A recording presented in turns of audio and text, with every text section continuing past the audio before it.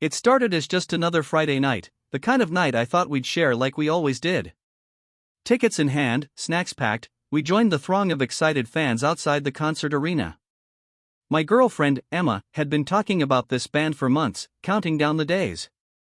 I'd agreed to come, mostly to make her happy, even though I wasn't exactly a die-hard fan. But I loved seeing her smile, the way her eyes lit up when the first chords rang out. That was the Emma I thought I knew. The lights dimmed, and the crowd erupted into cheers. Emma grabbed my hand, her grip warm and insistent. She was pulling me toward the front, closer to the stage. The energy was intoxicating, the music thumping through my chest. But then I noticed her glance over my shoulder, scanning the crowd, a flicker of something in her eyes that I didn't recognize.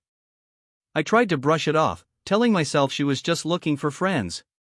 A few songs in, I felt her hand slip from mine. I turned just in time to see her laughing, breathless, as she jumped onto the shoulders of some guy I didn't recognize. My heart sank. She was smiling at him, leaning close, whispering something that made him chuckle. I pushed through the crowd, trying to catch up, asking, "Emma? Who is that?" But she didn't respond. Her focus was entirely on him, her arms wrapped around his shoulders for balance as he lifted her higher, closer to the stage lights. I felt my chest tighten. This didn't feel like the playful, concert fun Emma I knew. There was an intimacy in the way she leaned on him, the way he held her, the laughter that wasn't shared with me. Something primal, something unmistakable. I finally reached them, my voice trembling. "Emma, what are you doing?" She looked down at me, and in that instant, I saw it, something I could never unsee. The way she looked at him wasn't just friendship.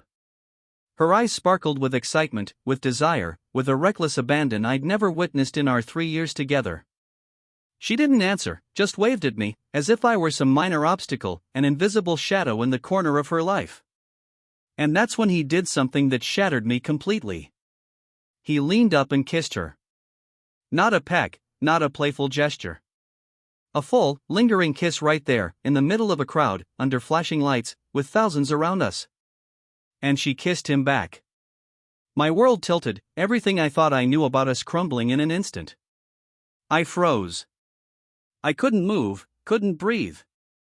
My brain was screaming, but my body refused to respond. Emma and this guy, her laughter, her closeness, the way she leaned into him, was a betrayal more raw, more vivid than anything I could have imagined. I felt every heartbeat, every pulse of the music, as if it were hammering directly at my chest. I wanted to scream, to pull her down, to demand an explanation, but my voice wouldn't come. I watched, powerless, as she slid off his shoulders, still giggling, and they moved closer together. The physical contact, the shared jokes, the obvious comfort, it was all foreign to me. I had thought I knew her entirely, had thought our trust was unshakable. And now, it lay in shards at my feet. Finally, she noticed me standing there, frozen, eyes wide with shock. Her smile faltered for a split second, and then she straightened, brushing a strand of hair behind her ear, as if nothing had happened. I wanted to confront her, to demand the truth, but the realization hit me like a punch. I wasn't her priority anymore. He was. He always had been. The rest of the concert passed in a blur. I stayed close enough to see her, but far enough that I couldn't get in her way. Every laugh she shared with him was a knife twisting in my gut. Every casual touch, every playful nudge, every whispered word sent waves of betrayal through me. I felt like a ghost, invisible and irrelevant, in the life I thought I shared with her. When the lights finally came up and the crowd began to disperse, I didn't follow them. I didn't approach her. I stayed back, letting her go, letting her walk away with him, while I stood there, my heart heavy, the sound of the last song still ringing in my ears. I realized then that some truths are more devastating than lies. The truth was not that she had kissed him, it was that she could do it, so freely, so openly, without hesitation, without guilt, while I was standing there, powerless.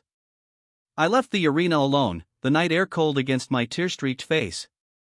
Every step I took was a step away from the person I thought I loved, from the life I thought we were building together. I didn't know if I would ever see her again, and somehow, that thought was both terrifying and relieving. By the time I reached my car, I had made a decision. Betrayal like this isn't something you can easily mend with apologies or excuses.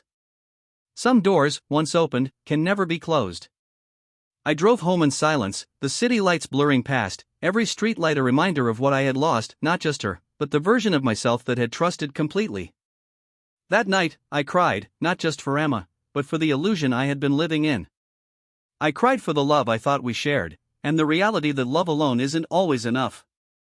I realized that my heart, though shattered, was still beating, still capable of repair, still capable of recognizing that some people are only meant to teach us what we can survive, what we can endure, and what we can let go. The next morning, I woke with a clarity I hadn't known in years.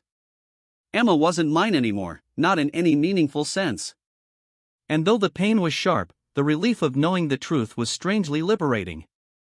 I was free to rebuild, to reclaim my life, to learn that sometimes, the most profound betrayal teaches the most important lesson, to never let anyone take your love for granted, and to never accept less than you deserve. I never spoke to her again. I never confronted her. Because sometimes, the most powerful response to betrayal isn't revenge or confrontation, it's walking away, silent but resolute, letting the shattered pieces fall where they may, and finding strength in the pieces that remain. That night at the concert changed everything. It shattered me, but it also freed me.